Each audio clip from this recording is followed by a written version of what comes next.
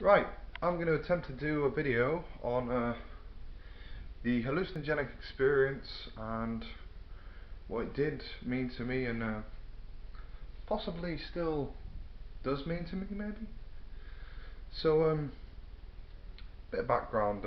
First time I took hallucinogens, I think, was 15. The first drug I ever took, well, apart from caffeine, was hallucinogenic. It was the legal drug I ever took, along with amphetamines at the same time. But the first illegal drug I ever took with amphetamines was LSD. I went clubbing out in the middle of Adelaide when I was underage. Anyway, that's that's a different story. But yeah, I guess I'll start off by maybe giving the reason I do hallucinogenics. I guess there are a few reasons. First off, when I was younger, I was very spiritually curious and curious to have new experiences and intense experiences. I found that hallucinogenics were very intense in terms of emotionally intense, very visually intense, sometimes could be very physically intense too, and depending on the duration could be extremely intense on your mental will. So yeah, I guess I took them for partly for the intensity. I found that they enhanced the intensity of real life. I felt as though life wasn't intense enough in general all the time, and I kind of wanted to spice things up a bit.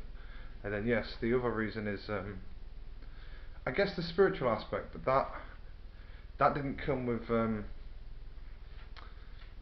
first use. Well, it did, but it wasn't. It wasn't as though the first time I used it, that was the reason behind it. The first time I took acid with amphetamines was basically just a drug experimentation. I didn't really know what I was doing. But as crazy as the experience was, and as young as I was, I don't know, I just enjoyed it from then on. Had an amazing ecstasy-filled night, not as in the drug, but as in the state of being, with a few friends out there on both these substances combined. It gave me a lot of sort of psychological weird phenomena, did hallucinogenics, but I didn't really have very strong acid at the time. Fast forward a few years later, a bit of weed later, and I had I think my first ever shroom trip. And now that shroom trip was overall was great, but it had a very bad period of it. Very strange hallucinations. Remember seeing like statues of people that I knew who were dead and alive and stuff. It was all very strange. Numbers coming at me and very abstract ideas hitting my brain. But I felt as though I was learning something about more than just who I am. Something about like another world. Kind of felt like this was the inspiration to a lot of old philosophers maybe had. It kind of made me feel closer to pure consciousness, kind of closer to spirituality for somewhat. And it was very mentally interesting to do hallucinogenics. So yeah, I had my first mushroom trip at that age. Subsequently after that I took acid again, and then I took a lot of acid. Started doing more mushrooms, smoked a bit of salvia, and you know, this goes on, that goes on, and then I've done a hell of a lot of hallucinogens now. And yeah, I guess from the start it was just the LSD piqued my curiosity and was fun. You know, that's what started it. It was fun. Then the second wave with the mushrooms was somewhat spiritually inspiring and also somewhat just interesting. It was just amazing. Like, yeah, it combined a lot of cool aspects of stuff, and I was exploring a space in my mind and in my perspective of reality and my perspective of my own psyche that I'd never really seen before, and also the perspective of others. I then started obviously messing around with new hallucinogenics, and I thought, you know, it'd be the same kind of experience. There are similarities for sure, but I started to feel as though different hallucinogenics seem to have obviously their own effects, and particularly feel that tryptamines have a soul. Each different tryptamine has its own soul, kind of has its own guardian. from a lot of different tryptamine experimentation, I found that phenethylamines generally don't have much of a soul. They're more like an enhancer. They're like the tryptamines would be the deep countryside and being in the wilds, the kind of deep feeling and extreme stimulation you can get from that if you're running around in the wilds. Quite a natural feeling. But it's like the phenethylamines were kind of like just going to New York when it's fucking party time. That could still be a spiritual mad experience, but it's not the same sort of natural earthy connection feeling as such. Generally, this isn't all phenethylamines, but it is all tryptamines, to be fair, from what I've had so far. And the lysergamides, they were just interesting. Like, they weren't really necessarily spiritual, but they can be. I find they can be spiritual, but they're not inherently supposed to be spiritual as such.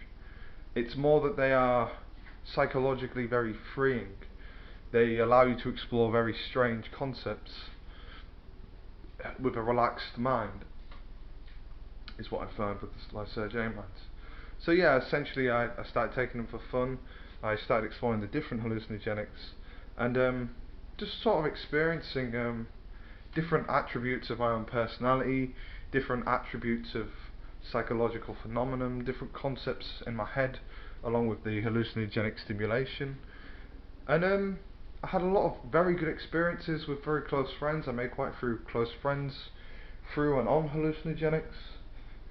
So, you know, that's a part of it as well.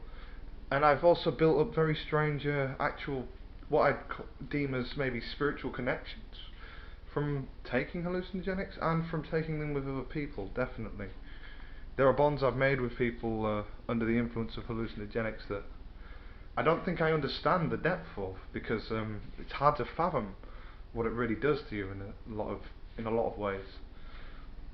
I find the hallucinogenic experience to always be enlightening every time I have hallucinogenics. Like when I smoke weed or I take coke or whatever, or when I have done, I don't necessarily get anything long term out of it, but generally when I take hallucinogenics, there's always something to take from it long term. I feel as though occasional hallucinogenic use got me through a lot of hard times.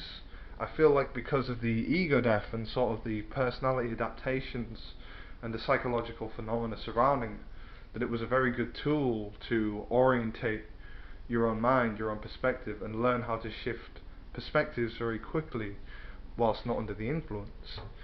So it was a very, they were very good tools in a lot of ways. You know, they were also fun. It was good fun to have them with other people, but it was mainly that they were sort of a spiritual tool and a psychological slash creative tool, and they still are to me. Now these days I don't really take hallucinogenics as much, or really at all. I think the last time was maybe 9 months ago, maybe less than that. And they still mean a lot to me. I still, you know, I'm part of that circle regardless of the fact that I don't take hallucinogenics. The effects that they had on me have still lasted, not as in I'm still tripping or I've got HPPD, more that the psychologically good effects and all the strange concepts they introduced to me are still there, and rather than feeling bad about that, I'm quite thankful of those experiences. I'm quite enriched by those experiences, and those good experiences won't go away. I still contribute to the hallucinogenic crowd in my area by discussing old trips with them, discussing new ventures that they go on, and it's also about, you know, a community of people who are, I guess, looking for different answers, looking for strange perspectives, ready to take a bit of controversy in order to get there as well, in a way. And yeah, I think a lot of my hallucinogenic experience now is kind of just babysitting other trippers, making sure people are having a good time, and it's kind of carried through to my life. The idea of acceptance of the universe, and sort of the idea of close bonds, close spiritual bonds, that spiritual connection still remains within me because of the hallucinogenic journeys I did. Even the bad things, even the bad psychological attributes that me and other people shared together, even the struggles I can accept because of the experience and the intensities that they have. I can also move through them and see why they are possibly a fundamental part of actual reality. I find another thing with hallucinogenics, there's a few conflicting ideas around them. This idea that the hallucinogenic world and the spiritual world it opens you up to is the real world, that hyperconsciousness is what's real, and that, I don't know, that it introduces you to what reality actually is. It's very hard for me to argue against that, but I can't argue for it because I just don't know, essentially. There's also the idea that it's just a chemical reaction and that it's not significant of its own because it's just a chemical reaction, it's just the brain interpreting a load of chemical data. That's all well and good, but why were we designed to be able to take that information? Why were we designed to have those abstract concepts? To me, I think it's a cop-out to believe that just we are made of chemical. I mean, we are made of elements and atoms and such. Well, elements are atoms, but we are made of different elements, etc., etc. I won't deny physical reality, but I don't think that that's all there is to this. Not just from hallucinogenic experience, from my own conviction. I don't necessarily believe there's a God or there isn't, but I definitely believe that there's something more to this than just a physical life, and more to this than we just end here and we die. I feel as though there is a lot more significance to this entire journey than just death. A lot of things have gone through my mind, but the two most prevalent ones are the idea of reincarnation and the idea of my brain's gone. The idea of nirvana, the idea that we all die and we reach a place, and another place, the place of nirvana, which is where you go when you're at your highest of highest. But I believe that possibly when you die, you live your life to learn the lessons that you need to take you to the next world, and that the next world is a place of just peace and understanding, even if it's through warfare, even if it's through negative actions that you commit. I still think that they teach you about the positive aspects, and I believe that when you die, you are ready to die in a spiritual sense, not to and I'm not saying that to be all, oh, look at me, I'm so spiritual, the world is meaningful.